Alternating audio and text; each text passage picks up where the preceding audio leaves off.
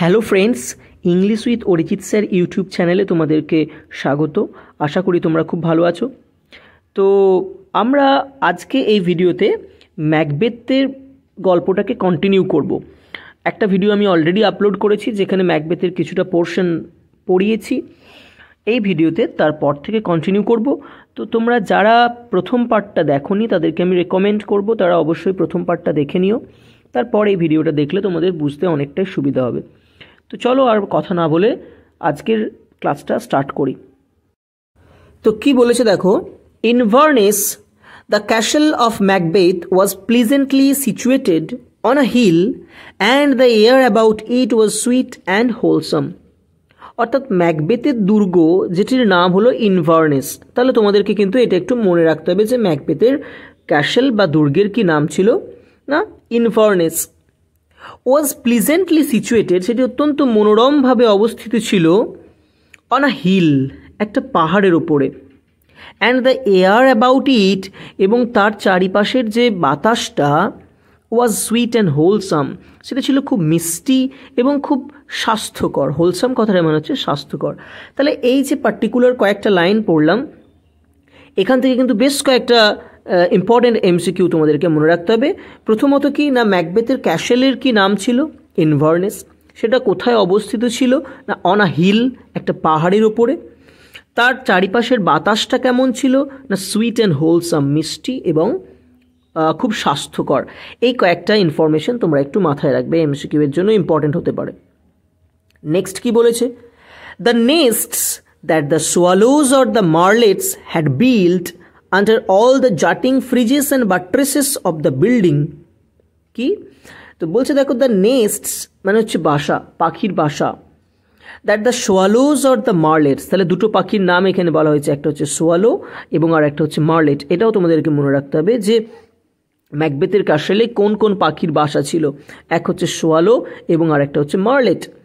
তাহলে the nests that the martlets or the swallows or the marlets had built, অর্থাৎ swallow এবং martlet পাখিগুলো যে বাসা তৈরি করেছিল under all the jutting friezes and buttresses of the building, তার সেই প্রাসাদের প্রত্যেকটা ফ্রিজেস মানে হচ্ছে কি বলবো, খিলান, অ্যান্ড বাট্রেসেস মানে হচ্ছে স্তম্ভ, তার নিচে প্রত্যেকটা। আর জাটিং কথাটার মানে হচ্ছে এক্সপ্যান্ডিং আর কি, মানে বর্ধিত বা প্রসারিত। ফ্রিজেস, ফ্রিজেস হচ্ছে কি না, বড় বড় প্রাসাদেতে বিভিন্ন রকমের নকশা বা বিভিন্ন রকমের ডিজাইন করা হয়, বিভিন্ন রকমের ইমেজ বানানো হয় আর কি, সেটাকে বলা হয় ফ্রিজেস। আর বাট্রেস মানে হচ্ছে বিল্ডিংকে সাপোর্ট দেওয়ার জন্য বানানো কিছু স্তম্ভটাকে বলা হয় বাট্রেসেস। তো এই প্রত্যেকটা ফ্রিজেস এবং বাট্রেসেসের তলায় সোয়ালোজ এবং মার্লেটস পাখিরা বাসা বানিয়েছিল। তাহলে এখানে ম্যাকবেথের ক্যাসেলের একটা খুব সুন্দর ডেসক্রিপশন আমরা জানতে পারলাম। তারপর কি বলেছে, the king was extremely pleased as he entered the palace.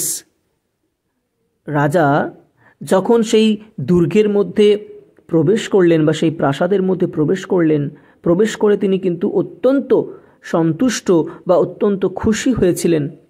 কেন খুশি হয়েছিলেন তারপরে বলেছে দেখো, not only for its wonderful ambience but also due to the attention and respect of his hostess Lady Macbeth.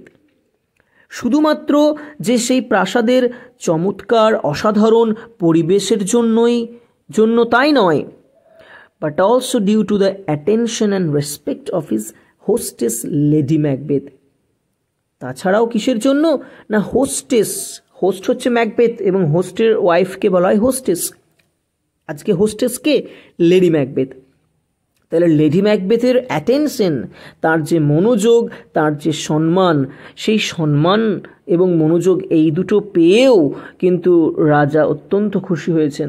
তাই না? আমরা যদি কারোর বাড়িতে যাই, তারা যদি আমাদেরকে অ্যাটেনশন দেয় আর কি, মানে ইম্পর্টেন্স দেন, আমাদেরকে সম্মান করেন, শ্রদ্ধা করেন, তাহলে আমরা অত্যন্ত খুশি হই। তো সেই রকম লেডি ম্যাকবেথ কিন্তু রাজাকে অত্যন্ত অ্যাটেনশন দিচ্ছেন, অত্যন্ত রেসপেক্ট করছেন, যেই জন্য রাজা অত্যন্ত প্লিজড হয়েছেন, অত্যন্ত সন্তুষ্ট হয়েছেন। who had developed the art of camouflaging her treacherous purpose with smile and charming etiquette.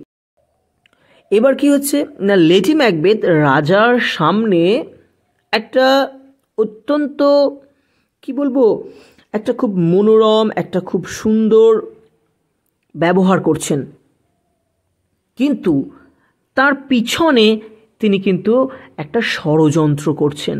আমরা অলরেডি সেটা জানতে পেরেছি যে তাদের ষড়যন্ত্রটা কি না, রাজাকে হত্যা করা এবং সিংহাসন দখল করা। তো কী বলছে দেখো, who had developed the art of camouflaging, যিনি কি করেছেন, লেডি ম্যাকবেথ কি করেছেন না ডেভেলপ করেছেন, অর্থাৎ এখানে রপ্ত করেছেন দ্য আর্ট অফ ক্যামোফ্লাজিং। ক্যামোফ্লাজ করা মনে হচ্ছে কি, মানে এখানে লুকিয়ে রাখা আর কি, হাইড করে রাখা। এমনিতে ক্যামোফ্লেজ কথাটা মনে হচ্ছে মানে ছদ্মবেশ ধারণ করা বা রং বদলানো, যেটা অ্যাকচুয়ালি গিরগিটিরা করে থাকে। ক্যামোফ্লেজ রং, পরিস্থিতি অনুযায়ী রং বদলে ফেলা আর কি। তো লেডি ম্যাকবেথ তার মধ্যে একটা ক্যামোফ্লেজিংয়ের আর্ট ডেভেলপ করেছেন। মানে একটা ছদ্মবেশ ধারণ করার একটা একটা একটা কলা বা শিল্প তিনি রপ্ত করেছেন। কীটাকে তিনি ক্যামোফ্লেজ করছেন? হার ট্রেচারাস পারপাস, তার যে একটা ট্রেচারাস মানে কি বলবো, একটা বিশ্বাসঘাতকতাপূর্ণ উদ্দেশ্য। উইথ স্মাইলস, কী দিয়ে না হাসি দিয়ে, অ্যান্ড চার্মিং এটিকেট। চার্মিং মানে হচ্ছে কি খুব মনোমুগ্ধকর, এটিকেট, এটিকেট মানে হচ্ছে কি মানে ভদ্রতা, শিষ্টাচার দিয়ে। এটা যদি আমরা অরিজিনাল টেক্সটে দেখি তো সেখানে লেডি ম্যাকবেথ একটা খুব সুন্দর কথা বলেছে যে ম্যাকবেথের সামনে তাদের ডাঙ্কানের সামনে তাদের আচরণটা কীরকম হবে না, look like the innocent flower but B the serpent under ইট। অর্থাৎ দেখে যেন মনে হবে যে নিষ্পাপ নিরীহ ফুল, কিন্তু যার নিচে লুকিয়ে থাকবে বিষধর সাপ। এরকম তাদের অ্যাপিয়ারেন্সটা হবে রাজা ডাঙ্কানের সামনে। ঠিক আছে, ঠিক সেটাই করছে। রাজাকে অত্যন্ত যত্ন মানে করছে, শ্রদ্ধা প্রদর্শন করছে, কিন্তু ভেতরে ভেতরে একটা ট্রেচারাস পারপাসকে তারা ক্যামোফ্লেজ করছে, একটা একটা মানে বিশ্বাসঘাতকতাপূর্ণ একটা উদ্দেশ্যকে তারা লুকিয়ে রাখার চেষ্টা করছেন। আশা করি বোঝাতে পেরেছি। তারপরে কি বলেছে দেখো, tired of his long journey the king went early to bed. দীর্ঘ ভ্রমণের কারণে ক্লান্ত হয়ে পড়ে রাজা খুব তাড়াতাড়ি মানে বিছানায় শুতে চলে গেলেন। It was the middle of the night, তখন মধ্যরাত্রি। Now over half the world's nature seem dead, and wicked dreams abuse sleeping men's minds, and none but the wolf or the murderers is out for hunt. Now এখন over half the world's nature, অর্থাৎ পৃথিবীর অর্ধেকের বেশি প্রকৃতি, সিম dead যেন মনে হচ্ছে মৃত। রাত্রিবেলায় এই পৃথিবীর অর্ধেকটা প্রকৃতিকে যেন মনে হচ্ছে মৃত। অ্যান্ড উইকেড ড্রিমস, এবং ঠিক এই সময় কি হয় না, দুষ্ট স্বপ্নরা অ্যাবিউজ মানে হচ্ছে এখানে ডিস্টার্বস, বিরক্ত করে স্লিপিং মেন্স মাইন্ডস, ঘুমন্ত মানুষের মনগুলোকে। And none but the wolf or the murderers, এবং একমাত্র নেকড়ে এবং যারা খুনি আর কি, তারা ছাড়া ইজ আউট ফর হান্ট, আর কেউ বাইরে বের হন না। তাই না, মধ্যরাত্রিবেলায় একমাত্র বাইরে কারা বের হন না, একমাত্র নেকড়েরা শিকারের জন্য বাইরে বের হয়, এবং যারা মার্ডারার্স আর কি, তারা কিন্তু তাদের উদ্দেশ্য চরিতার্থ করার জন্য বাইরে বের হয়। তাহলে এটা হচ্ছে সেই সময়টাকে বর্ণনা করছে, যে সময়টাকে বেছে নিয়েছে ম্যাকবেথ এবং লেডি ম্যাকবেথ তাদের সেই জঘন্য ক্রাইমটা করার জন্য। This was the time when Lady Macbeth woke up to plot the murder of the king. ঠিক এই সময়ই লেডি ম্যাকবেথ রাজার হত্যার ষড়যন্ত্র করার জন্য জেগে উঠেছিলেন। ঠিক আছে, she would not have undertaken a deed so abhorrent to her sex, and she was well aware of her husband's nature that was too full of the milk of human kindness to execute a contrived murder. তো কি বলছে না, she would not have undertaken, অর্থাৎ তিনি পারবেন না করতে বা তিনি দায়িত্বভার গ্রহণ করতে পারবেন না আ ডিড, এরকম একটা কাজের যেটা সো অ্যাভোরেন্ট, এতটা ঘৃণ্য, অ্যাভোরেন্ট মানে হচ্ছে ঘৃণ্য, হেটফুল, এতটা ঘৃণ্য টু হার সেক্স, মানে তার লিঙ্গের জন্য আর কি, মানে এক কথায় অ্যাজ আ ওম্যান, একজন মহিলা হিসেবে এরকম জঘন্য একটা কাজ, এর দায়িত্বভার তিনি কিন্তু গ্রহণ করতে পারবেন না। মানে she was not ready to undertake such a abhorrent task or deed. একজন মহিলা হিসেবে এতটা নিম্ন, এতটা জঘন্য, কুরুচিকর একটা কাজ এর দায়িত্ব নেওয়ার জন্য কিন্তু তিনি প্রস্তুত নেই। And C was well aware of her husbands nature, এবং তিনি তার স্বামীর স্বভাব সম্পর্কে বেশ ভালোভাবেই অবগত ছিলেন। কেমন তার স্বামীর নেচারটা? না, that was too full of the milk of human kindness, যেটা মানবিকতায় পরিপূর্ণ। এই যে too full of the milk of human kindness, এই ফ্রেজটার মানে হচ্ছে মানবিকতায় পরিপূর্ণ। To execute a contrived murder, এবং এই কারণে এরকম তার হাজব্যান্ডের নেচারের মধ্যে এতটা মানবিকতা থাকার জন্য, এতটা দয়া মায়া থাকার জন্য তিনি কি করতে পারবেন না, এরকম একটা কন্ট্রাইভড মার্ডার, অর্থাৎ কন্ট্রাইভড মানে হচ্ছে পরিকল্পিত, প্রিপ্ল্যান্ড মার্ডারকে বা খুনকে তিনি কি করতে পারবেন না, তিনি এক্সিকিউট করতে পারবেন না, অর্থাৎ সম্পাদন করতে পারবেন না। মানে এক কথায় তিনি এই কাজটা করতে পারবেন না, ম্যাকবেথ এই কাজটা করতে পারবেন না, কারণ তার হৃদয়ের মধ্যে মানবিকতা রয়েছে, দয়া মায়ার ব্যাপারটা রয়েছে। ঠিক আছে, সেটা কিন্তু লেডি ম্যাকবেথ খুব ভালো করেই জানে তার স্বামীর নেচারটা কেমন। She knew that her husband was ambitious, তিনি এটা জানেন যে তার স্বামীও কিন্তু উচ্চাকাঙ্ক্ষী, ম্যাকবেথের মধ্যেও কিন্তু অ্যাম্বিশন রয়েছে। But he was not prepared for the height of crime which commonly accompanies inordinate ambition. কিন্তু তিনি প্রস্তুত known for the height of crime, মানে যে ধরনের একটা অপরাধের প্রয়োজন, which commonly accompanies inordinate ambition, অর্থাৎ এরকম একটা ইনঅর্ডিনেট অ্যাম্বিশনকে, অর্থাৎ ইনঅর্ডিনেট কথাটা মনে হচ্ছে কি, মানে এক্সেসিভ, চূড়ান্ত মাত্রার এরকম একটা উচ্চাকাঙ্ক্ষা পূরণ করার জন্য যে ধরনের অপরাধ করার প্রয়োজন, তার জন্য তিনি কিন্তু প্রস্তুত ছিলেন না। এটা কে জানে? এটা লেডি ম্যাকবেথ খুব ভালো করেই জানে যে ম্যাকবেথের মধ্যে অ্যাম্বিশন আছে, কিন্তু সেই অ্যাম্বিশনটাকে, সেই এক্সেসিভ অ্যাম্বিশনটাকে, ইনঅর্ডিনেট অ্যাম্বিশনটাকে ফুলফিল করার জন্য যে মাত্রার ক্রাইমের প্রয়োজন, সেই মাত্রার ক্রাইম করার জন্য Macbeth was not prepared, Macbeth প্রস্তুত ছিলেন না। She had won his consent about the murder but she doubted his resolution, তিনি হত্যাকাণ্ডের বিষয়ে ম্যাকবেথের কাছ থেকে সম্মতি আদায় করেছেন। এই বলছে she had won his consent, তিনি তার কাছ থেকে সম্মতি আদায় করেছেন অ্যাবাউট দ্য মার্ডার, এই হত্যার ব্যাপারে। But she doubted his resolution, কিন্তু তার ওই রেজলিউশন, অর্থাৎ তার যে দৃঢ় চিত্ত বা তার যে প্রতিশ্রুতি, তার ওপর কিন্তু লেডি ম্যাকবেথের সন্দেহ রয়েছে।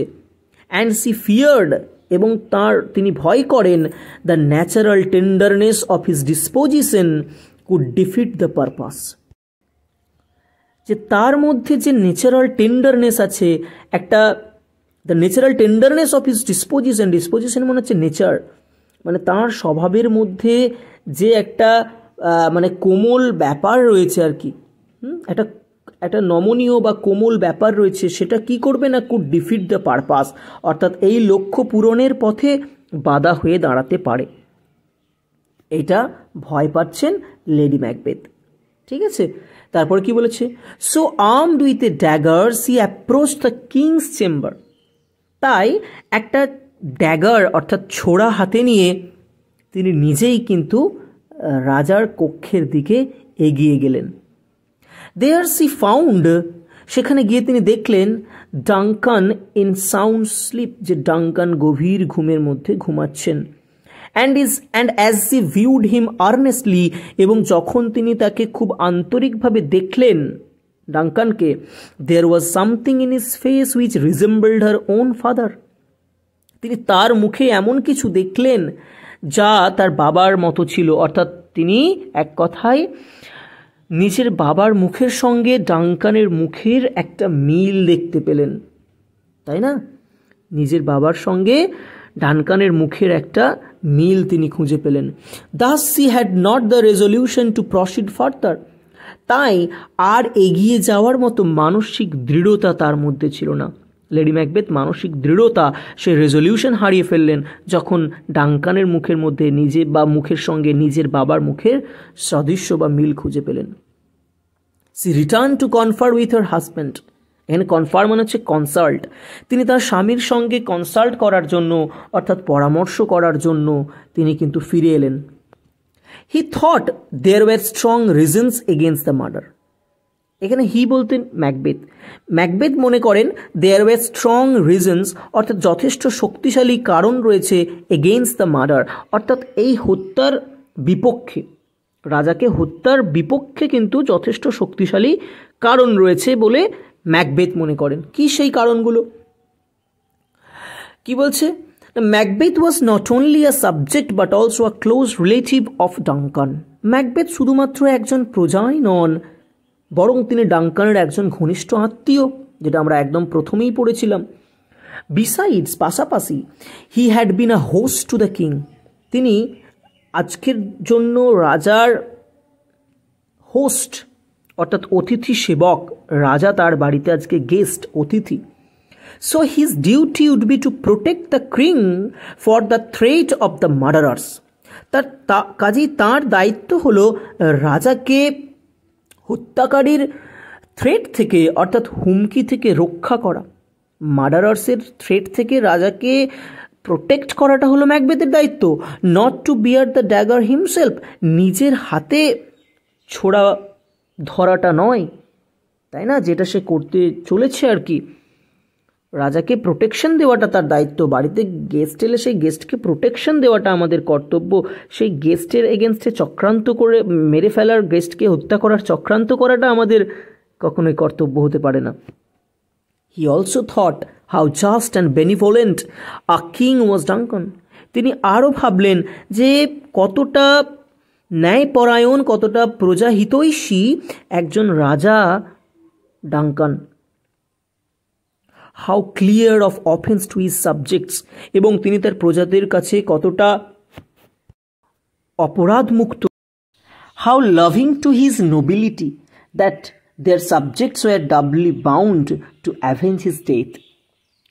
কি বলছে না, তিনি যে শুধুমাত্র তার সাধারণ প্রজাদের কাছেই একজন জনহিতৈষী বা প্রজাহিতৈষী একজন রাজা তাই নন, তাঁর সাম্রাজ্যের যারা নোবেল পার্সনস, যারা অভিজাত শ্রেণীর ব্যক্তি বা উঁচু পদমর্যাদা সম্পন্ন যে সমস্ত ব্যক্তিরা আছে, নোবেল ম্যানরা রয়েছেন, তাদের কাছেও তিনি একজন ভালোবাসার পাত্র, ভালোবাসার একজন রাজা। That their subjects were doubly bound, এবং সেই জন্য তাদের প্রজারা, তারা কিন্তু দ্বিগুণ বদ্ধপরিকর, এই যে ডাবলি বাউন্ড কথাটা মনে হচ্ছে দ্বিগুণভাবে বদ্ধপরিকর ছিল, টু অ্যাভেঞ্জ হিজ ডেথ, তার মৃত্যুর প্রতিশোধ নিতে। অ্যাভেঞ্জ মানে হচ্ছে এখানে টেক রিভেঞ্জ আর কি, প্রতিশোধ নেওয়া। হিজ ডেথ মানে কিং ডাঙ্কানস ডেথ, তাদের রাজার মৃত্যুর প্রতিশোধ নিতে তারা কিন্তু দ্বিগুণভাবে বদ্ধপরি। মোর ওভার, এছাড়াও by the favours of the king, রাজার অনুগ্রহে, Macbeth stood high in the opinion of all sorts of men. সমস্ত ধরনের, সমস্ত রকমের মানুষের মতে ম্যাকবেথ একটা খুবই উচ্চ পদমর্যাদা সম্পন্ন ব্যক্তি আর কি। এই যে বলছে Macbeth stood high in the opinion of all sorts of men, সমস্ত রকমের মানে দেশের সমস্ত স্তরের সমস্ত রকমের মানুষের মনে বা তাদের মতে, অ্যাকর্ডিং টু দেম, ম্যাকবেথ কি না একটা অত্যন্ত উচ্চ পদে রয়েছেন, তাদের মনের একটা যেন মণিকোঠায় ম্যাকবেথ স্থান পেয়েছেন। And how could those honours be stained, কী করে সেই সমস্ত সম্মানগুলোকে কালিমালিপ্ত হতে দিতে পারেন by the reputation of so foul a murder, এত জঘন্য একটা হত্যাকাণ্ড করে। ঠিক আছে, এত জঘন্য বাজে একটা হত্যাকাণ্ড করে তিনি কি করে সেই সমস্ত সম্মানগুলোকে কালিমালিপ্ত করতে পারেন, কালিমা লেপন করতে পারেন। তার মানে এক কথায় he should not do this, তার এটা যেন করা একদমই উচিত নয়। ম্যাকবেথ এটা মনে মনে ভাবছেন। In these conflicts of the mind, তার মনের মধ্যে এই সমস্ত দ্বন্দ্বগুলো যখন চলছিল, Lady Macbeth found that her husband had resolved to proceed no further. কি বলছে? Lady Macbeth found that, Lady Macbeth দেখতে পেলেন যে her husband had resolved to proceed no further, তার স্বামী আর এই কাজে এগোবেন না এই সিদ্ধান্ত নিয়েছেন, তাই না? কারণ ম্যাকবেথের মনের মধ্যে এত রকমের কনফ্লিক্ট চলছে, দ্বিধাদ্বন্দ্ব চলছে। রাজাকে হত্যা না করার পিছনে তার কিন্তু যে রিজনস সেটা অনেক বেশি স্ট্রং। তাই লেডি ম্যাকবেথ মনে করছেন যে তার স্বামী হয়তো আর এই কাজে এগোবেন না। But C was a woman not easily second from her evil purpose. কিন্তু লেডি ম্যাকবেথকে আমরা অলরেডি চিনে ফেলেছি। সি ওয়াজ আ হাইলি অ্যাম্বিশিয়াস ওম্যান, তিনি অত্যন্ত উচ্চাকাঙ্ক্ষী একজন মহিলা। তাই বলছে সি ওয়াজ আ ওম্যান, তিনি ছিলেন এমন একজন মহিলা, নট ইজিলি শেকেন, যিনি খুব সহজেই সরে আসবেন না ফ্রম হার ইভিল পারপাস, তার ওই মন্দ উদ্দেশ্য থেকে। তার মন্দ উদ্দেশ্য থেকে অত সহজে সরে আসার বা নড়ে যাওয়ার মহিলা কিন্তু লেডি ম্যাকবেথ নন। তো তাই তিনি কি শুরু করে দিলেন? ওই কানের মধ্যে কুমন্ত্রণা দিতে শুরু করলেন। কি করছে দেখো, she began to pour in at his ears words, তিনি তার কানের মধ্যে মানে মন্ত্রণা দিতে শুরু করলেন। এই যে ওয়ার্ডস মানে হচ্ছে কি, মানে মানে কুমন্ত্রণা আর কি, যেটাকে বলি আমরা কানে বিষ ঢালা। তো কানে বিষ ঢালতে শুরু করলেন। Which infused a portion of her own spirit, যার দ্বারা তিনি তার যে স্পিরিট, অর্থাৎ তার যে মানে কি বলবো তেজ, মনোবল, তার যে একটা মানসিক দৃঢ়তা, তারই একটা অংশ তিনি ম্যাকবেথের হৃদয়ের মধ্যে বা মনের মধ্যে কিন্তু প্রবেশ করিয়ে দেওয়ার চেষ্টা করলেন। তার কথার মধ্য দিয়ে তিনি তার স্পিরিটের একটা অংশকে তিনি ম্যাকবেথের মধ্যে ঢুকিয়ে দিতে চাইলেন। অ্যাসাইনিং রিজন আপন রিজন, যুক্তির পর যুক্তি তিনি খাড়া করতে থাকলেন। Why he should not shrink from the resolution he had earlier undertaken, যে তার কেন আর উচিত নয় ফিরে আসা সেই প্রতিজ্ঞা থেকে যেটা তিনি ইতিমধ্যেই গ্রহণ করেছিলেন। ঠিক আছে, যে কাজের শপথ তিনি নিয়েছিলেন সেই কাজ থেকে তার ফিরে আসাটা বা সরে আসাটা কেন আর উচিত নয়, সেই জন্য তিনি কিন্তু যুক্তির পর যুক্তি সাজালেন। And how the action of one night would give their all the coming days and nights to come sovereign power and royalty. এবং তিনি বোঝাতে থাকলেন ম্যাকবেথকে যে কিভাবে একটা রাতের এই কাজটা আগামী দিনগুলোতে তাদের সার্বভৌম ক্ষমতা এবং মানে রাজত্বের সুখ দেবে।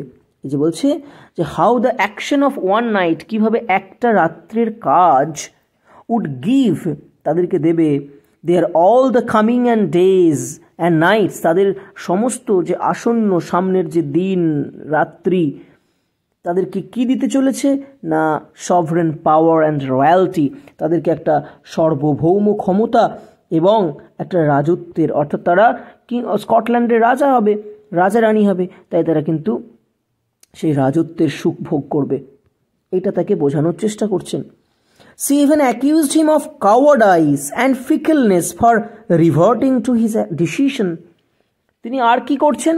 তিনি ম্যাকবেথকে তার কাপুরুষতার জন্য বা কাপুরুষত্বকে নিয়ে দোষারোপ করছেন। ম্যাকবেথ একজন বীর, Macbeth is a great hero. তো সেই হিরোকে তিনি যখন কাওয়ার্ড বলছেন, কাপুরুষ বলছেন, তখন তার ইগোতে হার্ট হবে, তাই না? ম্যাকবেথের ইগোতে হার্ট হবে, তার প্রেস্টিজে লাগবে, তাই না? ম্যাকবেথের মতো একজন হিরোকে যদি কেউ কাওয়ার্ড বলে তখন সেটা তার প্রেস্টিজের ইস্যু হয়ে দাঁড়িয়ে যাবে। তো সেটাই করছে lady Macbeth is a very clever woman.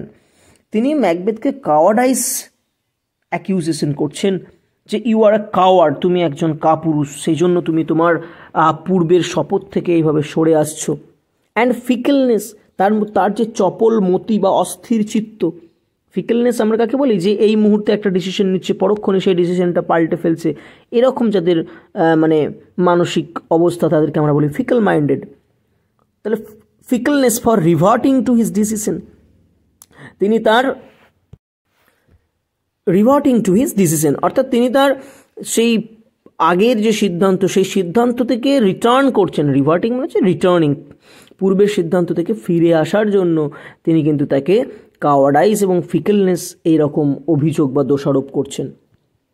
She also told him how practicable it would be to lay the guilt of the deed on the drunken grooms who were sleeping in the king's chamber. She also told him, তিনি তাকে এও বললেন বা বোঝালেন, how practicable it would be, যে এটা কতটা একটা সহজ সাধ্য একটা কাজ হবে। প্র্যাকটিকেবল কথাটা মনে হচ্ছে কি, মানে পসিবল আর কি, সহজ সাধ্য। হাউ প্র্যাকটিকেবল ইট উড বি, এটা কতটা একটা সহজ সাধ্য কাজ হবে, কিটা না, টু লে the guilt of the did, এই কাজের যে দায় সেটাকে চাপিয়ে দেওয়া অন দ্য ড্রাঙ্কেন গ্রুমস, ওই ঘুমন্ত প্রহরীদের ঘাড়ে বা রক্ষীদের ঘাড়ে, হু আর স্লিপিং ইন দ্য ডাঙ্কানস বা কিংস চেম্বার, যারা রাজার কক্ষে ঘুমিয়ে থাকবে, সেই ঘুমন্ত রক্ষীদের বা প্রহরীদের ঘাড়ে দোষটা চাপানো কত সহজ একটা ব্যাপার, তাই না? রাজাকে হত্যা করব, সেই রক্ত নিয়ে এসে এদের গায়ে হাতে মুখে লাগিয়ে দেব, যাতে করে লোকজন সহজেই এটা ধরে নেয় বা ভেবে নেয় যে এই হত্যা করেছে রাজার প্রহরীরা, তারা তাদের মানে ইনটক্সিকেটেড অবস্থায় বা তাদের যে মদ্যপ অবস্থায়। So Macbeth took the dagger, তাই ম্যাকবেথ ছুরাটা নিলেন ইন হিজ হ্যান্ড, তার হাতে, অ্যান্ড সফটলি স্টোল্ড, এবং খুব আস্তে আস্তে ধীরে ধীরে পা টিপে টিপে তিনি চুপিসারে ঢুকে গেলেন ইন দ্য ডার্ক, সেই অন্ধকার রুমের মধ্যে। In the dark to the room, সেই অন্ধকার রুমের মধ্যে, হোয়ার ডাঙ্কান স্লেপ্ট, যেখানে ডাঙ্কান ঘুমাচ্ছিলেন, সেই রুমের মধ্যে আস্তে আস্তে পৌঁছে গেলেন। As he advance towards the bed chamber, যখন তিনি ওই রাজার ঘরের দিকে যাচ্ছিলেন, হি ভিজুয়ালাইজড অ্যানাদার ড্যাগার, তিনি তখন আরও একটা ছোড়া দেখলেন। কোথায়? হ্যাঙ্গিং ইন দ্য এয়ার, যেটা বাতাসের মধ্যে ঝুলছিল। With the handle pointed towards him, এবং যে ছোড়ার হ্যান্ডেল বা হাতলটা ঠিক তার দিকে পয়েন্টেড ছিল আর কি, মানে তার দিকে ঘোরানো ছিল। And there were drops of blood on the tip, এবং সেই ড্যাগার বা ছোড়ার একদম কি বলবো, টিপ মানে অগ্রভাগেতে ফোটা ফোটা রক্ত পড়ছিল। And the blade of the dagger, এবং সেই ড্যাগারের যে ব্লেড অর্থাৎ ধারালো যে অংশ, সেই ধারালো অংশ বা যেটাকে আমরা ফলা বলি আর কি, সেই ছোড়ার ফলা এবং তার ডগায় কিন্তু ফোঁটা ফোঁটা করে রক্ত পড়ছিল সেখান থেকে। তো এই সিনটা একটা খুব ফেমাস সিন, এটাকে বলে ড্যাগার সিন, ঠিক আছে? এটা হচ্ছে ম্যাকবেথের একটা হ্যালুসিনেশন। ম্যাকবেথ যেহেতু এখন, আমরা একটু পরেই পড়বো যে ম্যাকবেথ যেহেতু এখন একটা মানে প্রচণ্ড হিট অপ্রেসড ব্রেনের মধ্যে রয়েছে, তাই না? মানে প্রচণ্ড টেনশনের মধ্যে ম্যাকবেথ রয়েছে। ম্যাকবেথ একটা ডিলেমার মধ্যে রয়েছে, কনফিউশনের মধ্যে রয়েছে, তাই না? এই রকম অবস্থার কারণে, এইরকম একটা মানসিক অবস্থার কারণে ম্যাকবেথের এই হ্যালুসিনেশনটা কাজ করছে। ম্যাকবেথ বাতাসের মধ্যে একটা ছুরি দেখতে পাচ্ছে, যে ছুরিটার হ্যান্ডেলটা ঠিক তার দিকে ঘোরানো রয়েছে, এবং যে ছোড়াটার ব্লেড বা ফলা এবং তার অগ্রভাগ থেকে টপ টপ করে রক্তের ফোঁটা পড়ছে। এরকম একটা হ্যালুসিনেশন হচ্ছে ম্যাকবেথের। Macbeth tried to grasp the dagger but it faded into the air. Macbeth সেই ছোড়াটাকে ধরতে যাওয়ার চেষ্টা করলো, এবং যখনই সে ধরতে গেল সেটা কিন্তু বাতাসে মিলিয়ে গেল, ঠিক আছে? মানে সে ধরতে পারলো না, কারণ এটা তো আসলে কোনো ছোড়া নয়, এটা তার একটা হ্যালুসিনেশন, মানে দৃষ্টিভ্রম আর কি। ইট ওয়াজ অনলি এ ফ্যান্টাজম, এই যে এখানে বলছে দেখো, ইট ওয়াজ অনলি এ ফ্যান্টাজম, এটা একটা মনের ভুল। Created from his hot and oppressed brain, যেটা তার তৈরি হয়েছিল কোথা থেকে?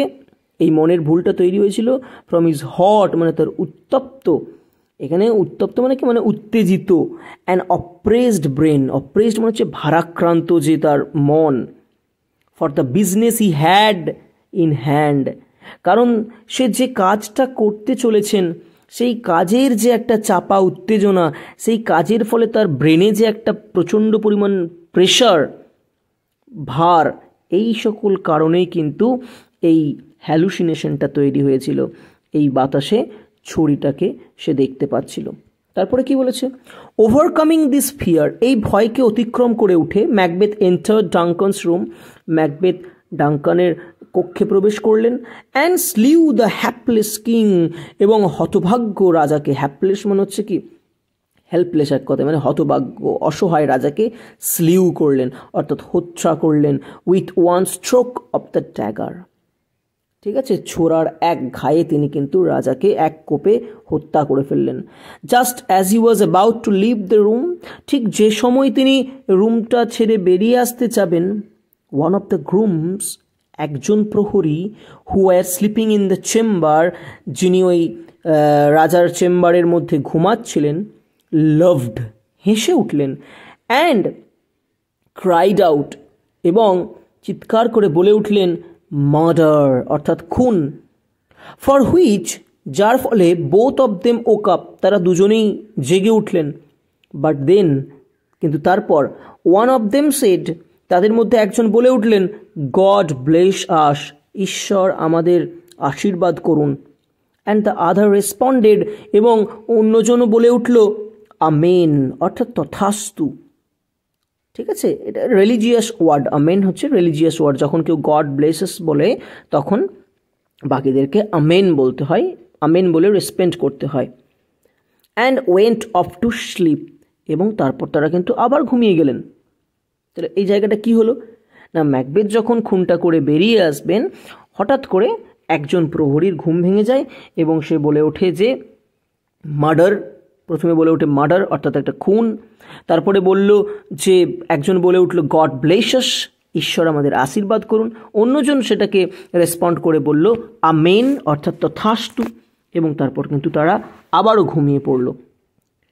এরপর কি হচ্ছে না, Macbeth also tried to say amen, ম্যাকবেথও আমেন বলতে চেষ্টা করল, বাট কিন্তু the word seem to be struck in his throat, কিন্তু মনে হলো যেন ওই শব্দটা তার গলায় আটকে গেল, অ্যান্ড হি কুড নট আটার, এবং তিনি আর সেটা উচ্চারণ করতে পারলেন না। তাহলে এটা কিসের ইঙ্গিত? আমেনটা হচ্ছে, আমি আগেই বললাম, একটা রিলিজিয়াস ওয়ার্ড, একটা ধর্মীয় শব্দ।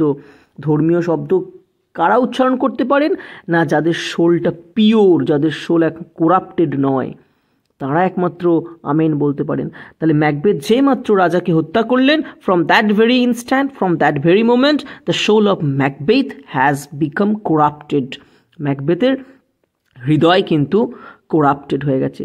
That's why he can't utter the word amen, সে আমেন শব্দটা উচ্চারণ করতে পারছে না। He felt that he heard a voice, তার মনে হলো সে যেন একটা কণ্ঠস্বর শুনতে পাচ্ছে, হুইচ সেড, যে কণ্ঠস্বরটা বলছে স্লিপ নো মোর, আর ঘুমিও না, ম্যাকবেথ মার্ডার্স স্লিপ, ম্যাকবেথ ঘুমকে হত্যা করেছে, the innocent sleep that nourishes life, সেই নিষ্পাপ ঘুম, যে ঘুম জীবনকে পুষ্ট করে, জীবনকে বাঁচিয়ে রাখে, তাই না? আমরা তো পরিশ্রম যতই করি না কেন, তারপর যদি আমরা একটা ঘুমিয়ে নিই, হ্যাঁ, ভালো একটা যদি সাউন্ড স্লিপ হয়ে যায়, তখন আমরা কিন্তু আবার ফ্রেশ হয়ে যাই। কাজেই ঘুম আমাদেরকে বাঁচিয়ে রাখে, আমাদের জীবনকে নারিশ করে, পুষ্ট করে। আর ম্যাকবেথ খুন করেছে কাকে না, এই ঘুমকে। ঘুম মানে কি, ঘুমন্ত রাজাকে হত্যা করেছে। তাই ম্যাকবেথ আর এরপর থেকে ঘুমাতে পারবে না। বুঝতে পারলে? Glamis has murdered sleep, Glamis খুনকে হত্যা করেছে, ঘুমকে হত্যা করেছে, sorry, and therefore Cawdor shall therefore sleep no more, আর সেই কারণে কটর আর ঘুমোতে পারবে না। আমরা জানি ম্যাকবেথ হচ্ছে thane of Glamis, and at the same time he is the thane of Cawdor, তাই না? তাই বলছে যে গ্ল্যামিশ ঘুমকে হত্যা করেছে, এবং সেই কারণে কর্ডারও আর ঘুমোতে পারবে না। Macbeth shall sleep no more, Macbeth আর ঘুমোতে পারবে না। এই যে thane of Glamis, thane of Cawdor, এই সমস্তগুলোই তো এখন আপাতত ম্যাকবেথ, তাই না? সেই জন্য এই ম্যাকবেথ কিন্তু আর এরপর থেকে ঘুমোতে পারবে না। বুঝতে পারলে? তারপরে কি বলেছে দেখো, Macbeth Das return to his wife, Macbeth এরপর তার স্ত্রীর কাছে ফিরে এলেন, মানে এরকম একটা অবস্থাতেই ম্যাকবেথ তার স্ত্রীর কাছে ফিরে এলেন, হু যিনি মানে তার স্ত্রী by now had started to think, এরই মধ্যে ভাবতে শুরু করে দিয়েছিলেন, that he had failed in his objective, যে তিনি তার লক্ষ্যে ব্যর্থ হয়েছেন। ম্যাকবেথ তার লক্ষ্যে ব্যর্থ হয়েছেন। He came in such distracted state, তিনি এমনই একটা বিভ্রান্ত অবস্থায় মানে হতভম্ব অবস্থায় ফিরে এসেছিলেন, that she reproached for his want of resolution বা রেজলিউটনেস, তিনি তাকে তার দৃঢ়তার অভাবের জন্য তিরস্কার করছিলেন। খুব ভালো করে বোঝো যে দ্যাট সি রিপ্রোচ মানে হচ্ছে তিরস্কার করা, বকাবকি করা, for his want of resoluteness, want of মানে হচ্ছে ল্যাক, অভাব। ম্যাকবেথের মধ্যে যে রেজলিউটনেস বা দৃঢ়তা, মানসিক দৃঢ়তার অভাব, সেই জন্য তার স্ত্রী তাকে কিন্তু তিরস্কার করতে শুরু করে দিয়েছেন। And sent him to wash his hands, এবং তিনি তাকে তার হাতগুলো ধুয়ে ফেলার জন্য পাঠিয়ে নিলেন। Hands of the blood that stain them, তার হাতে যে রক্তগুলো লেগেছিল সেই রক্তগুলো ধোয়ার জন্য তিনি কিন্তু ম্যাকবেথকে পাঠিয়ে দিলেন। অর্থাৎ ম্যাকবেথের পুরো মানে টাস্কটা কী ছিল না, ম্যাকবেথ হত্যা করবে রাজাকে, এবং সেই রক্ত নিয়ে এসে, সেই ছোরা নিয়ে এসে সে কী করবে না, ওই যে গ্রুমসগুলো যারা ছিল, যে প্রহরীরা ছিল, তাদের গালে হাতে মুখে লাগিয়ে দেবে, তাদের হাতে ছোরাটা ধরিয়ে দেবে, মানে এরকম একটা তাদের ফুল একটা কমপ্লিট কোর্স ছিল ম্যাকবেথের। কিন্তু ম্যাকবেথ যখনই ওই খুন করার পরে ওই রকম ঘটনাগুলো ঘটে গেল আর কি, তখন ম্যাকবেথ একটা ডিস্ট্র্যাক্টেড কন্ডিশনে চলে এলো তার স্ত্রীর কাছে। সেই জন্য তার ওই যে রেজলিউটনেসের মধ্যে একটা অভাব, মানসিক দৃঢ়তার অভাব, সেই জন্য ম্যাকবেথ তাকে একটুখানি চ্যাস্টাইজ বা রিপ্রোচড করলো, বকাবকি করলো, তিরস্কার করলো, এবং তাকে তার হাতের রক্ত ধোয়ার জন্য পাঠিয়ে দিল। মিন হোয়াইল, এদিকে সি টুক দ্য ড্যাগার, তিনি নিজেই ছোরাটা নিয়ে নিলেন, to stain the cheeks of the grooms with blood, ওই গ্রুমসদের বা প্রহরীদের মুখ বা গালগুলোকে রক্ত দিয়ে রাঙিয়ে দেওয়ার জন্য, in order to make it seem their guilt, যাতে করে দেখে মনে হয় যেটা ওই প্রহরীদেরই দোষ, এটা যেন দেখানো হয় আর কি, এটা যেন দেখে মানুষজন মনে করে। সেই জন্য তিনি কি করলেন না, সেই ছোরাটা নিয়ে গিয়ে এবং রক্ত নিয়ে গিয়ে প্রহরীদের গালে মুখে লাগিয়ে দিলেন। বুঝতে পারলে? তারপরে কি বলেছে, day broke and with it was the Discovery of the murder, সকাল হলো এবং সকাল হতে না হতেই রাজার খুনের ঘটনাটাও ডিসকভার হয়ে গেল, অর্থাৎ জানাজানি হয়ে গেল। And though Macbeth and his wife showed their utmost grief, এবং যদিও ম্যাকবেথ এবং তার স্ত্রী মানে প্রচণ্ড খুবই শোক প্রকাশ করতে শুরু করলো, মানে তারা একটা মিথ্যে নাটক করছে আর কি, শোক প্রকাশ করছে সকলের সামনে, একটা মিথ্যে শো অফ করছে যে we are very much grief stricken, আমরা অত্যন্ত শোকার্ত রাজার এই মৃত্যুর ফলে, তাই না? নিজেদেরকে অপরাধহীন প্রমাণ করার জন্য তারা অত্যন্ত শোক করছে, সকালের সামনে একটা শোক করার নাটক করছে। And the evidence of murder were sufficiently strong against the grooms, এবং যদিও খুনের পিছনে যথেষ্ট জোরালো সাক্ষী বা প্রমাণ ছিল ওই রক্ষীদের বিপক্ষে, কি বলল না, দ্য এভিডেন্স অফ মার্ডার, অর্থাৎ এই খুনের বা হত্যার যে সাক্ষ্য প্রমাণ, ওয়ার সাফিসিয়েন্টলি স্ট্রং, যথেষ্ট শক্তিশালী ছিল, এগেনস্ট দ্য গ্রুমসদের বিপক্ষে। কেন? কারণ তাদের কাছে ছোড়া পাওয়া গেছে, তাদের গালে রক্ত লেগে আছে, তাই না? সেই জন্য সমস্ত কিন্তু আপাতত যে সাসপিশিয়নটা সেটা কিন্তু কাদের উপরে গিয়ে পড়লো না, গ্রুমসদের ওপরে। ইয়েট তা সত্ত্বেও দ্য এন্টায়ার সাসপিশন ফেল আপন ম্যাকবেথ। কিন্তু দেখো অ্যাকচুয়ালি পুরো সন্দেহটা গিয়ে পড়লো ম্যাকবেথের ওপর। আপাতভাবে দেখে মনে হবে যে এই পুরো ক্রাইমটার জন্য দায়ী কারা, না ম্যাকবেথের ডাঙ্কানের ওই প্রহরীরা, তারা এই ঘটনাটা ঘটিয়েছে। কিন্তু যে সমস্ত মানে কি বলবো নোবেল ম্যান আর কি, বা যারা একটুখানি ইন্টেলিজেন্ট বুদ্ধিমান, তারা কিন্তু বুঝতে পারলো যে এটা আর কাউকার কাজ নয়, এটা ম্যাকবেথ এবং লেডি ম্যাকবেথেরই কাজ। কাজেই পুরো সন্দেহটা এসে কিন্তু পড়লো এই দুজনকার ঘাড়ে। ডাঙ্কানস টু সন ফ্লেড ইমিডিয়েটলি। ডাঙ্কানের যে দুই ছেলে ছিল তারা কিন্তু ইমিডিয়েটলি তৎক্ষণাৎ দেশ ছেড়ে পালিয়ে গেল। Malcolm the এল্ডার thought for refuse in the English court. অর্থাৎ ম্যালকম, যিনি রাজার বড় ছিলেন, তিনি কিন্তু ইংল্যান্ডের কোর্ট বা রাজদরবারে গিয়ে আশ্রয় নিলেন। While Donalbain the younger son fled to Ireland. অন্যদিকে ছোট ছেলে ডোনাল্ডবেন তিনি কিন্তু আয়ারল্যান্ডে পালিয়ে গেলেন। With the death of the king the throne being vacated. রাজার মৃত্যুতে যেহেতু সিংহাসনটা খালি হয়ে গিয়েছিল, ভ্যাকেটেড মানে খালি হয়ে যাওয়া, and the sons being unavailable, এবং যেহেতু রাজারাও রাজার মানে সন্তানেরাও আর এখন উপলব্ধ ছিলেন না, তাই না, তারা দেশে নেই আর, unavailable, Macbeth who was the next heir was crown the king of Scotland. Macbeth যিনি ছিলেন পরবর্তী এয়ার কথাটা মনে হচ্ছে উত্তরাধিকারী, তাকেই কিন্তু স্কটল্যান্ডের যে রাজত্ব বা রাজার মুকুট সেটা তাকেই দেওয়া হলো। তাহলে কিন্তু ডাইনিদের দেখো প্রেডিকশনটা কিন্তু এখানে মিলে গেল। এই যে বলছে thus the prediction of the weird sisters was literally accomplished. এভাবেই the prediction of the weird sisters, অর্থাৎ ওই অদ্ভুত বোনেদের, রহস্যময় ওই বোনেদের যে ভবিষ্যৎবাণীটা আক্ষরিক অর্থে এইভাবেই কিন্তু সম্পন্ন হয়ে গেল। ঠিক আছে, অর্থাৎ রাজা কিন্তু ফাইনালি ম্যাকবেথই হয়ে গেলেন। তো আজকের ক্লাসটা এতটা পর্যন্তই আমরা পড়ছি, পরের ক্লাসে আবার কন্টিনিউ করব। তোমরা ভিডিওটা মন দিয়ে দেখে নিও, ঠিক আছে? তো টিল দেন, গুড বাই।